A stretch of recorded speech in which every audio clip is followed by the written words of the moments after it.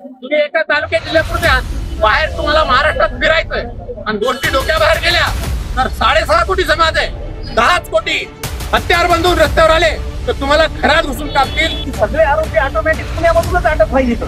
कराडकडे जर 4,000 कोटीची मालमत्ता जमा होत असेल तर ही त्या पालकमंत्र्यांचा काना मागून होणारी गोष्ट आहे का? म्हणजे बाहेरून महाराष्ट्राला असं लागला की त्याच्यामध्ये झाल्या असे ढवळ्या फूल व्हायले, मारहाण व्हायले. हे एवढे महाग एवढं मोठं प्रकरण झालं असतं. काल त्यांनी एका सरपंचाची हत्या केली अंगावर हायवा घालून.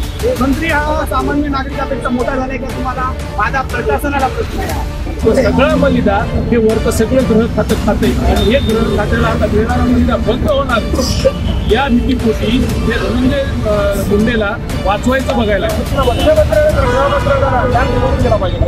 भाजपच्या भूप्रमुखाची ही अवस्था होत असेल तर तुम्ही कोणत्या बेसूर या राज्यामध्ये तुम्ही जी सभासद म्हणून राबवली आहे? हे महाराष्ट्र मंडळी बाकी काही संतोष देशमुख जे प्रकरण आहे त्या प्रकरणाला धनंजय देशमुखने पाण्याची टाकीवर करून आंदोलन करू लागले व महाराष्ट्राच्या कायदा सुव्यवस्था याच्यावर प्रश्न निर्माण झाले. कारण बाकी इन्व्हेस्टिगेटला खरं पोहोचली का नाही याच्यासाठी आपण इथं काही मंडळी थांबली त्यांना आपण विचारणार या प्रकरणावर काय मत आपल्याला काय वाटतं?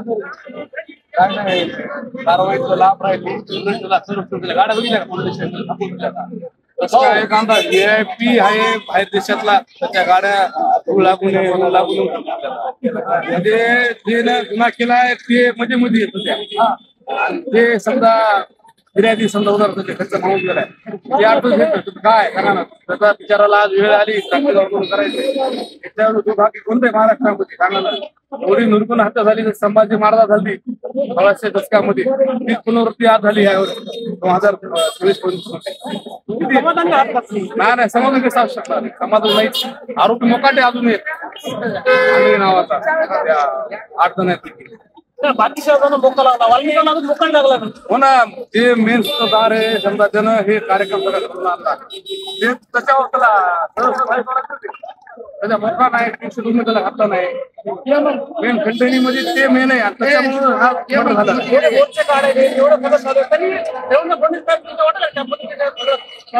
नाही काही दिवस ना कारण मागे 2016 पासून मराठा आरक्षणाचे जेव्हा काय जोर निघाला नाही तर आता काय अपेक्षा करणार बघू शकता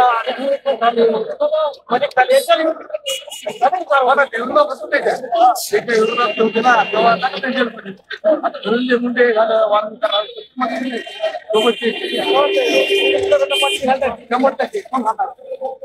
हेच नाही आता आहे मुख्यमंत्री हे आता मुख्यमंत्री पाचवा दिवस भेटायला देणार लाग आहे का उद्या काल ऍक्सिडेंट झाला तर 2 मिनिटं पोलिसवाले उचलाय त्या माणसाला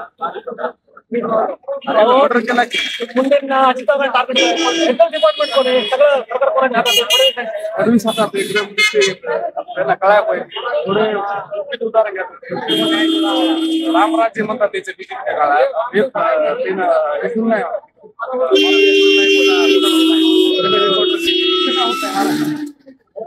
फडणवीस का बीजेपीचे नाहीत का ते दमन व्हायला पाहिजे थोडं बहुमत असताना सुद्धा ते काय करत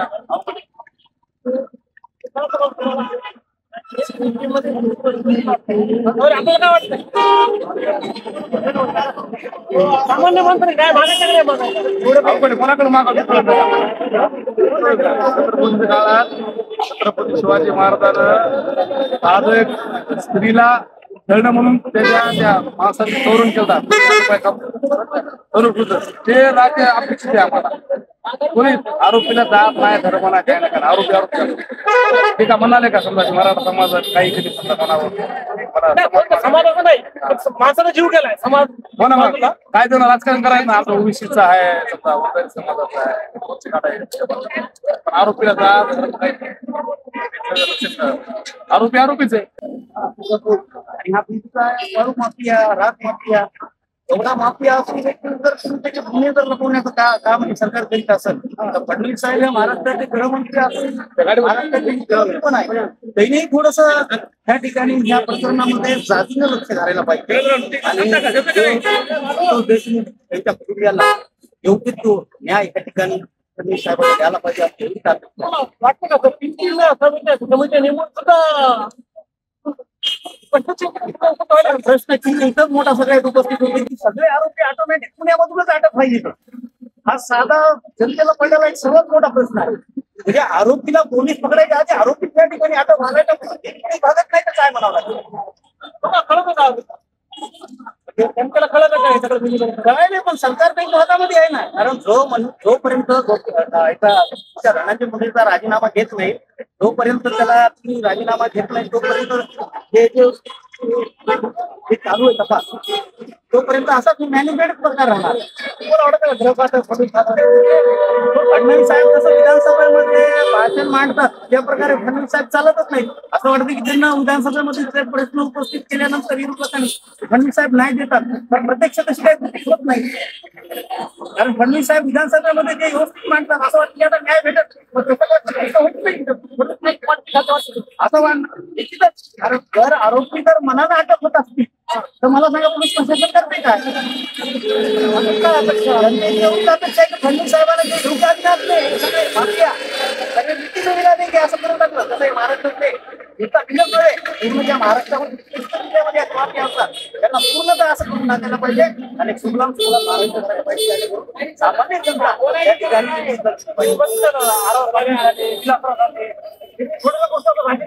आर पाटील गृहमंत्री स्वतः गोपीनाथ मुंडे साहेब असताना सगळे मुंबईत सगळे माफिया तिकडे लाईन लावून टाकले होते ना.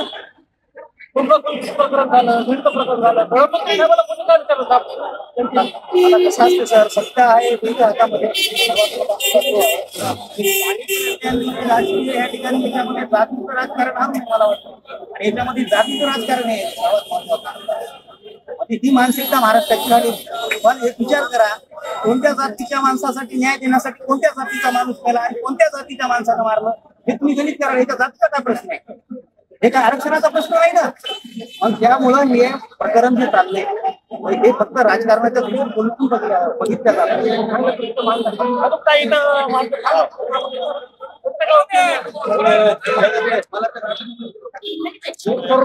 महाराष्ट्रामध्ये परिस्थिती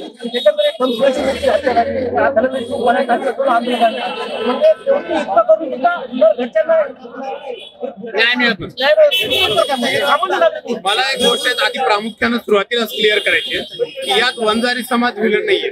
हे जे गुन्हेगार आहेत यांचे 1000-2000 पाळलेले कुत्रे ही कुत्री आणि हे गुन्हेगार यांनी काय केलंय यांनी 90% हत्या केल्या. ती वंजारी समाजाचे आपले भाऊच होते. 90% वंजारी समाजाच्या बांधवांची हत्या केल्या त्यांनी. त्यामुळे हे वंजारी नाहीये पण यांच्या अंगावर यायला लागलं की वंजारी समाजाच्या नावाखाली मागे लागतात ओबीसीचं नाव मधात आणतात आणि त्यांना बदनाम करण्याचा प्रयत्न करतात. मुळात वंजारी समाजच यांना कंटाळलेला आहे. सर्वच समाज यांना कंटाळलेला आहे. यांनी तिथे प्रत्येक विभागात यांची पाळलेली माणसं आणली आतापासून तिथेपर्यंत खालपासून वरपर्यंत. म्हणून यांनी वाटलं आता आपलं काही होत नाही सगळे अधिकारी वगैरे आपण आपल्या मर्जीचे आणले. आता तिथे जे अधिकारी आणले वरच्या लेवलचे ते बाहेरचे तिथे मुळात ग्राउंड लेवल पासून वरपर्यंत सर्व अधिकारी कर्मचारी महसूल विभाग आणि पोलीस डिपार्टमेंट इथे हिंदू नामावलीप्रमाणे अति आणले गेले पाहिजे. जर तुम्हाला इथं काही करायचंय हे एवढे माझे एवढं मोठं प्रकरण झालं होतं काल त्यांनी एका सरपंचाची हत्या केली अंगावर हायवा घालून. मुळात राखेचा उपसा करण्याचे कसले टेंडर नसताना अजूनही एवढं प्रकरण चालू असेल. महसूल प्रशासन पोलीस प्रशासन झोपलं होतं का तिथं त्या सरपंचाच्या अंगावर हायवा घालून त्याची हत्या करण्यात आलेली. म्हणजे अजून ते एवढे निर्ढावलेले आहे. या ग्रह खातं 100% कमवते. ग्रह खात्याला जर ऍक्शन घ्यायची आधी तत्काळ ऍक्शन घेऊन तिथून सगळं पोलीस डिपार्टमेंट बदललं असतं. भरपूर सारे बाहेरचे अधिकारी तिथे आणले असते. सर्व समाजातले अधिकारी यांच्याच तिथले एका पर्टिक्युलर समाजातले अधिकारी असल्यामुळं संपूर्ण समाज बदनाम होतोय तो. आणि याचे गुन्हेगार जे आहेत हे त्या समाजाचा वापर करतात. ही 2,000 माणसं आणि ही अराजकता वाढत गेली. बिलकुल नाही समाधानी असल्याचं कारण नाही. तत्काळ उचलून वाजून तेव्हा 302 दाखल करायला पाहिजे तर मोठा दाखल करायला पाहिजे होता. एवढी व्हीआयपी ट्रीटमेंट कशासाठी तो तिथं होता यांना माहित होता. आधी जाऊन त्याला धरलं होतं घेऊन आली होती पण नंतर म्हणले की नाही धरलं नाही तिथं समर्पण करतो. म्हणजे काय कोणीतरी गेला असं त्याचा आकार आणि म्हटलं असं नाही त्याला उद्या समर्पण करायला लागतो. अशा व्यवस्थित पद्धतीने हे सगळं चालू आहे सिस्टमॅटिकली. पण एक गोष्ट मला इथून सांगायची आहे तुम्ही काही जरी केलं तुम्ही एका तालुक्या जिल्ह्यापुरत्या बाहेर तुम्हाला महाराष्ट्रात फिरायचंय आणि गोष्टी डोक्याबाहेर गेल्या तर 6.5 कोटी समाज आहे, 10 कोटी हत्यार बांधून रस्त्यावर आले तर तुम्हाला खराच घुसून कापतील आणि ही गोष्ट व्हायला नाही पाहिजे. माझी कळकळी विनंती आहे सरकारला, यंत्रणेला, की अराजक निर्माण नाही झालं पाहिजे. तुम्ही जे अराजक निर्माण केलंय त्याच्यावर तात्काळ तुम्ही काहीतरी ठोस भूमिका घ्या. तिथे माणसं बदला, माणसं उचला. काही माणसं तुम्ही एन्काउंटर नाही केली का मागे? हैदराबादला सुद्धा करण्यात आली होती. करा यांचं एन्काउंटर, काही हरकत नाही. काय म्हणते आम्ही सगळे तुम्हाला मतदान करू. पण अशी कुत्री जर तुम्ही पोसाल तर सगळा समाज विद्रूप होईल. आजही समाजाचं विद्रुपीकरण झालेलं आहे की अशा काही लोकांमुळे 1000-2000 लोक जर असा बनाव बनवत असतील की हा समाज जो आहे आणि वेगळा आहे, तर त्याच्यावर तात्काळ ऍक्शन घेणं. सुप्रीम कोर्टाला स्वतः या गोष्टीत दखल घ्यायला पाहिजे होती. ईडीची नोटीस जाऊन इतके लोक बेजार झाले आपल्याकडे, त्याला काही कोणाचा हात आहे त्याच्या डोक्यावर? एवढी मोठाली माणसं जेलमध्ये जातात ईडीची नोटीस झाल्यावर, हा मस्त फिरतो म्हणजे काय? याच्या मागे मी हेच म्हणतो, कोण आहे? केंद्र सरकार वाचवते का त्याला? केंद्र सरकारच्या हातात ईडी. राष्ट्रपतींना हे कळत नाही का? याची मागणी केली असताना कडक ऍक्शन घेता येत नाही. इंदिरा गांधीच्या काळात एक अशी घटना झाली होती, त्यांच्या माणसावर रेड पडली होती, त्याच्यावर मूवी आला होता. त्यावेळेस इंदिरा गांधींनी त्याला पाठीशी घातलं नव्हतं. मला म्हणायचं नाही कोणतं सरकार बरोबर आणि चांगलं, हे आम्ही निवडून दिलेलं सरकार असून जर आम्हाला न्याय मिळत नसेल तर मग शेवटचा पर्याय आमच्याकडे काय राहील? काही दिवस अजून वाट पहिली जाईल, त्यानंतर लोक रस्त्यावर येतील आणि त्यावेळेस ते मोर्चे काढणार नाही, ते तुम्ही लक्षात घ्या. माझी आधीपासूनच ही भूमिका आहे की या मोर्चांना काही हे नाही अर्थ. माझी वंजारी समाजातल्या सुद्धा समिती बांधवांना अशी विनंती आहे, त्यांनी सुद्धा या गुन्हेगारांच्या विरोधात बाहेर यावं. कारण हे आज यांनी खूप साऱ्या तुमच्या समाजाच्या हत्या केलेल्या आहेत. ही नीच माणसं स्वतःला मोठं करण्यासाठी तुमचा वापर करतायत. यांच्या विरोधात तुम्ही बाहेर या, नाही तर समाज जो बॅलन्स समाज आहे तो समाजाचा बॅलन्स राहणार नाही. अशीच काही लोक मोठी होतील आणि बाकी सगळी चिरडली जातील. त्यामुळे या अनागोंदीला आवर घातला गेला पाहिजे. जर न्यायालय निष्प्रभ ठरली, यंत्रणा निष्प्रभ ठरली, तर त्या संविधानाचं जे डॉक्टर बाबासाहेब आंबेडकर सारख्या महामानवानं आपल्याला लिहून दिलेलं आहे त्याचं रक्षण करण्यासाठी आपल्यालाच बाहेर यावं लागेल. आणि मग तुम्हाला जनतेला गुन्हेगार ठरवायचंय का? माझा हाच प्रश्न यंत्रणेला. जर तसं तुम्हाला सरकारी यंत्रणेला जे डिसिजन मेकर सरकार कुठलेही असो, आधीच्या सरकारमध्ये तो गुन्हेगार होता, आताच्या सरकारमध्ये तो गुन्हेगार आहे. गुन्हेगार हा गुन्हेगार आहे. गुन्हेगार स्वतःच्या फायद्यासाठी यांनी पोहोचतो. तर त्याचं आता यांना गृहमंत्र्याचं हे काम आहे. माझं स्पष्ट म्हणणं आहे, गृह मंत्रालय आणि जर महाराष्ट्र गृह मंत्रालय हे काम करत असेल तर केंद्र सरकारच्या अतिशय शक्तिशाली गृहमंत्री आहेत आपल्याकडे केंद्रात सुद्धा, त्यांनी यावर कडक अंमलबजावणी करायला पाहिजे. काल जेव्हा ते ईडीत आले होते शहा साहेब, तेव्हा आमची विनंती होती राज्यात मुख्यमंत्री साहेबांकडेच आहे गृह, त्यांनीही यावर ऍक्शन घेतली पाहिजे. पण जर ते यात कमी पडले तर केंद्र सरकारने यात इंटरव्हेन करायला पाहिजे.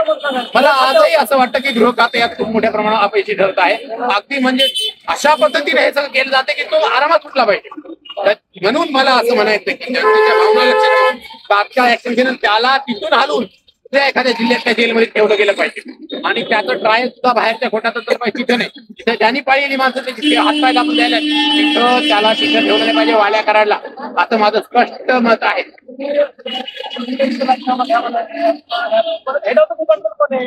माझं म्हणणं मुंडेंचा राजीनामा तुम्ही घ्या किंवा नका देऊ, हा मोठ्या मंत्र्यांचा आहे. परंतु आधी वाल्मिक करायला तिथून हलवलं गेलं पाहिजे. तिथल्या पोलीस दलात महसूल मंडळामध्ये जेवढे अधिकारी ते सगळे बिंदू नामावलीप्रमाणे ठेवून बाकीचे बाहेर काढले पाहिजे. सर्व जाती धर्माचे अधिकारी बिंदू नामावलीप्रमाणे अर्जंट आले पाहिजे. इतके दिवस सांगून तरी ऐकायचं तसं ते मुद्दाम करताय आणि हे सर्वच पक्षाचे नेते करतायत. असं माझं म्हणे काय नुसत्या घोषणा देऊन होतं का? तुम्ही या ना आमच्या सपोर्टला. बाकी सर्व जाती धर्माच्या लोकांचा हा प्रश्न आहे. धन्यवाद. सगळ्या माणसांनी जागरूकता पाहिजे याबद्दल बोलले, कोणी बोलत नाही. नाही, जे आहे ते स्पष्ट आणि स्वच्छ आगरकरांनी सांगितलंच आहे. असेल ते बोलेल, जे साध्य असेल ते करेल. आपल्याला त्याचप्रमाणे चालायचं.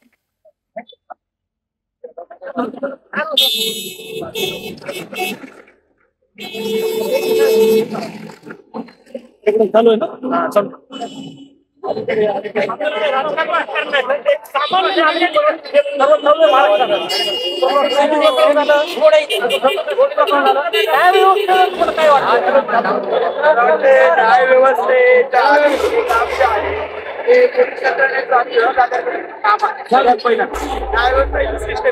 न्याय व्यवस्थेसमोर ज्या प्रकारे पुरावे दिले जातील, ज्या प्रकारे मांडणी केल्या जाईल, त्याचाच आधार घेऊन न्याय व्यवस्था निर्णय देणार आहे. त्यामुळे तुम्ही ज्या घटना घडत आहे त्या घटनेचा क्रम जर बघितला तर कुठेतरी अशी शंका येत आहे की सरकारलाच म्हणायचं मला, सरकारलाच हे प्रकरण रोड ठेवायचं आहे का, की कोणत्या दोन समाजांमध्ये तेढ निर्माण करायचं आहे का, हा उद्देश आहे का? म्हणजे मुळामध्ये ज्या पद्धतीने हे सगळं या प्रश्नाची उलगडा करायचा आहे त्याचे दाबून ठेवायचे करायचं आहे का, यासाठी वाट पाहिजे जात आहे का, याच्यामुळे विरोध केला जात आहे. सरळ आहे जे एखादं राज्य आहे त्याचा राजा असेल आणि त्या राजाच्या जर राज्यामध्ये धुमाकूळ वाढत असेल, तिथं जर गुन्हेगारी वाढत असेल तर हे त्या राजाचं काम आहे त्या गुन्हेगारीला शमवणं. राजा आपले सरळ मुख्यमंत्री आहेत, जे पक्षांचे त्यांच्यासोबतचे जे दुसरे जे उपमुख्यमंत्री आहेत, उपमुख्यमंत्री सुद्धा अजितदादा पवार यांना पण मला प्रश्न विचारायचा आहे. वाल्या कराडकडे जर 4,000 कोटीची मालमत्ता जमा होत असेल तर ही तिथल्या पालकमंत्र्याला काना मागून होणारी गोष्ट आहे का? की पालकमंत्र्याला कोणत्याही राज्यामध्ये जर एखादा माणूस एवढा हजारो कोटी कमवत असेल तर हे तिथल्या पालकमंत्र्याच्या पाठिंब्याशिवाय होऊ शकतं का? जर बारामतीमध्ये जर कोणी एखादा माणूस तुमच्यापेक्षा श्रीमंत होत असेल तर हे तुमच्या पाठिंब्याशिवाय होऊ शकत नाही. हेच मला म्हणायचंय, हे कळत नाहीये, हे डोळे बंद करून दूध पिताय त्यांना असं वाटतंय की जनतेला हे कळत नाहीये. पण मला हे विचारायचंय की जर भाजपच्या बूथ प्रमुखाची ही अवस्था होत असेल तर तुम्ही कोणत्या व्यक्तीत्व या राज्यामध्ये तुम्ही जी सभासद नोंदणी राबवली आहे आता 2 दिवसापूर्वी कोणत्या कार्यकर्ते मरायला पाहिजे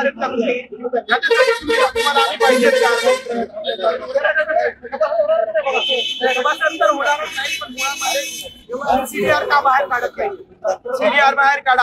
विष्णू साठेचा मोबाईल कसं काय सापडत नाही? वाल्या कराडकडे 17 मोबाईल होते ना, 17 मोबाईल सीडीआर बाहेर काढा. तुम्हाला एक दाऊद इब्राहिमचा केला हे सोडून तुम्हाला दुसरा दाऊद इब्राहिम बनवायचंय का या राज्यामध्ये? त्याला पोसायचंय का? त्याच्यासाठी पाहिजे का तुम्हाला सामान्य जनतेचे बळी घ्यायचे का? जे लोक आदर्श आहेत, जे आदर्श सरपंच होतात त्यांची हत्या झाली आणि जो ज्याचा आदर्श घेऊ नये अशा माणसाला 302 आणि मुक्का सोडून बाकीचे म्हणजे आता तुमचा मेन सूत्रधार आहे त्याला तुम्ही बाजूला ठेवताय आणि बाकी जिल्हा पिल्लांना तुम्ही आणि नंतर गुन्हेगार स्वतःहून जर शरण येत असेल तर म्हणजे तो त्याच्या मर्जीने त्याला जेव्हा वाटेल तेव्हा त्याच्या समर्थकांना परळीवरून पुण्यामध्ये बोलून जर शरण जात असेल तर सरळ आहे त्याला गेटच्या बाहेर काढा, गेटच्या बाहेर काढा आणि त्याला दुसऱ्या एखाद्या ठिकाणी चौकशी नेमा. त्या ठिकाणी असे अधिकारी पाहिजे नाही. जर समजा न्याय भेटत नसेल तर पुढच्या काळामध्ये जनतेला स्वतःला न्याय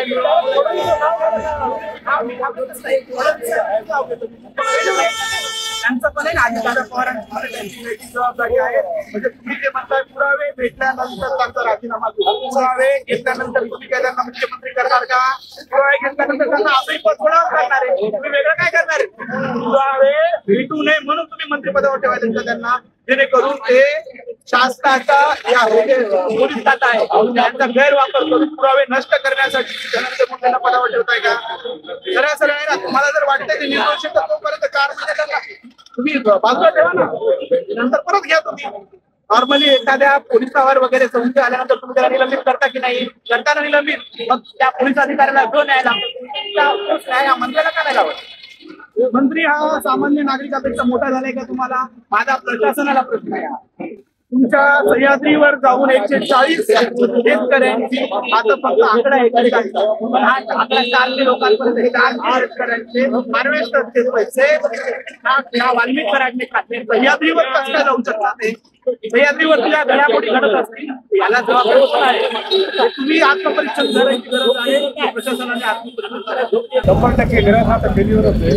कारण की जर 40 दिवस जर नाही का एक कोणी आरोपी तपास करतो 40 दिवस झाले आणि याच्या गुन्हेगारावर 372 कलम लागत नाही. तपास काय होत आहे, कोणता होत आहे हे सर्वसामान्य लोकांना कळत नाही आणि हे जे मंत्री त्यांना पोसत आहेत या मंत्र्यांचा आणखी राजीनामा घेत नाही त्यामुळे 100% गृहमंत्री देवेंद्र फडणवीस या धनंजय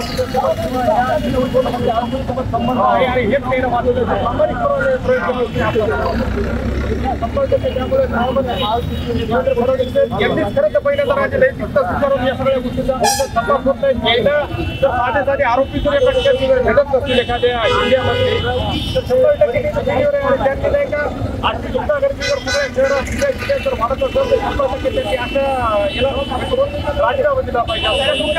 मुख्यमंत्र्यांना गृहमंत्र्यांना दिला पाहिजे कारण की हे फेरीवर सरकारचं फेरीवर आले आल्या तर जेव्हा त्यांचा म्हणजे बायकोनं त्या महाराष्ट्राला असा लागला की मुख्यमंत्री झाल्या असे पूर्ण ढवळ्या खूप व्हायले मारहाण व्हायला बळी व्हायले लोकांचे जेल पोलीस प्रशासनामध्ये परभणी जिल्ह्यामध्ये सोमवार जेलमध्ये प्रशासनामध्ये असे लोक मरायले हे त्यांचं फेरीवर नाही तर काय पहिल्यांदा कोणी असं बोलायचे फडणवीसांविषयी बोलले हे नाका आहे या सगळ्या पोलीस प्रशासनाचा ज्याचं फेरीवर असल्या त्याच्यावरच बोलणार कोणी बोलत हिंमत केली एवढी हिंमत करायला बोलायचं जे मेन माणूस आहे आपल्या पोलीस प्रशासनात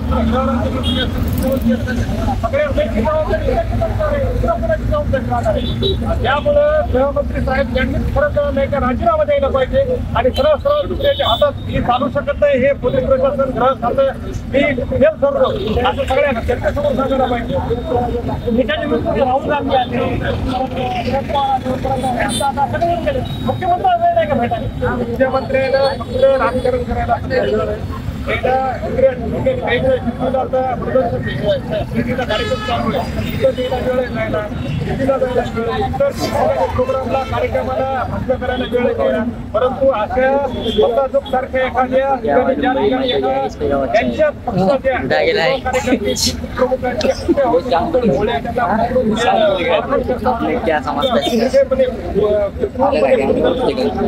त्यांच्या घरी जाऊन या घटनेमुळे असा महाराष्ट्रामध्ये अशी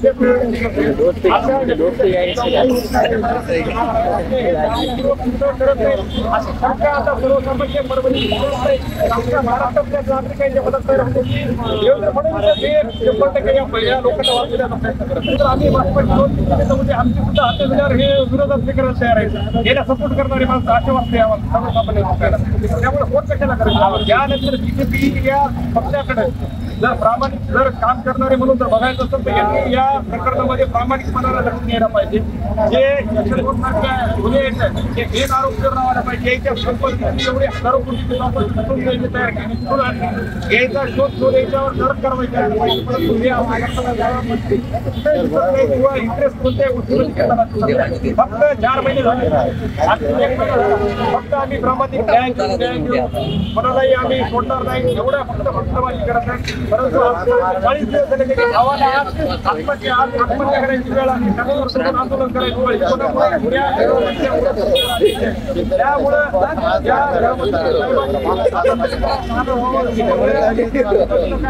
बघावे आणि जर न्याय घेत तर या गृहमंत्र्याला राजीनामा द्यावा राजीनामा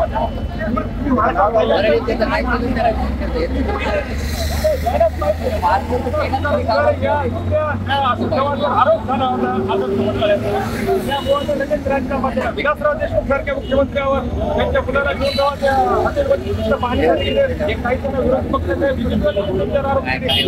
चित्रपटाच्या शूटिंगसाठी पाहण्यासाठी गेले त्यावेळेस आरोप त्यांच्या पक्षावर आरोप हे राजीनामा का यायला मुख्यमंत्री साहेब राजीनामा घेऊ देत नाही हा एक मोठा प्रश्न त्यामुळे या गुन्हेगाराला सगळ्या लोकांचा समज आहे परळीमध्ये जो बलिदान मिळतो आपल्या वाळूचा प्लस तिथं जे शस्त्र जे होतात उपलब्ध होतात सहजतेने जे विना परवाना शस्त्र उपलब्ध होतात त्याच्यातून जो बलिदान मिळतो तो सगळं बलिदान हे वरचं सगळं ग्रह खातं खाते आणि हे ग्रह खात्याला आता मिळणारा बलिदान बंद होणार या भीतीपोटी ते धनंजय मुंडेला वाचवायचं बघायला आणि त्याच्यात सरळ सरळ सुई जाती एवढी मोठी खंडणी, त्या चिरकुट पोरायची एवढी लायकी होती का 2 कोटी खंडणी काढायची? हे गृहमंत्री हे सरळ सरळ धनंजय मुंडेचा हात असल्याशिवाय तेवढी मोठी अमाऊंट त्या पोरांना कोणी देऊ शकत नाही. यांना जाणार होती म्हणून ते पोरं गेले होते भोसडी करायला. आणि ही स्त्री बरोबर धनंजय मुंडेपर्यंत पोहोचली, कारण की वाल्मिक कराड हा धनंजय मुंडेचे सगळं हातच भाड्याने घेतलेलं होतं, सगळं त्यांची साथच आहे सगळ्यांची, अजित पवारांची पण देवेंद्र फडणवीसांची पण. लोक न्याय मागतात. आता एवढे 35 दिवस झाले हो फेल्युअर आहे, एवढं 35 दिवस झाले. काय हालचाल दिसती मीडिया दाखवते ना, मीडिया सरळ मीडियामध्ये 100% लढा दिलेला आहे, त्याच्यातून सरळ सरळ दिसते किती पूर्तकपणा आहे हा. ग्रह खात्याची साथ आहे म्हणून याला. आपण इतके खून प्रकरण बघतो, त्याच्यामध्ये किती फास्ट ऍक्शन होतात, किती लवकर आरोपी पकडल्या जातात, त्यांच्यावर किती लवकर कारवाया होतात. त्या दृष्टीने तुम्ही एक ऑब्झर्वेशन करा, पुण्यामध्ये 12 आरोपी ऍट ए टाइम एका खुनातले 2 दिवसात पकडण्यात येतात. आणि या प्रकरणामध्ये बघा तुम्ही हे आरोपी कधी पकडले त्यांच्याशी कम्पेअर करून बघा, आज 35 दिवस झाले, कुठपर्यंत गेलाय हा, कुठपर्यंत गेली म्हणजे जे काही आहे कारवाई. आता यावेळी जे इलेक्शन झालं परळीमध्ये, त्यावेळेस याच्या आधी एक केस टाकण्यात आली होती परळी इलेक्शन बद्दल लोकसभेनंतर माधव आप्पांनी. त्यावेळेस कोर्टाचा असा निर्णय होता जे 200 संविधानशील मतदान केंद्र आहेत तिथं सीआरपीएफचा बंदोबस्त लावावा आणि सीसीटीव्ही कॅमेरे लावावे. तसं काही न करता तिथे इलेक्शन झाले. इलेक्शन व्हिडिओ आपण सर्वांनी पाहिलेत. लोकांना मतदान केंद्रावर हाकलून देण्यात आलं, स्वतः मतदानाचे बटन दाबून मतदान करण्यात आलं. हे सर्व पाहून सुद्धा इलेक्शन कमिशन आणि न्यायव्यवस्था काय करत होतं? इलेक्शन कमिशन झोपलंय का? त्यांनी याच्या विरोधात ऍक्शन का नाही घेतली? न्यायालयाने स्वतः त्या निर्णयाचं पालन नाही केलं म्हणून याच्या विरोधात स्वतः रीट का दाखल करून नाही घेतली?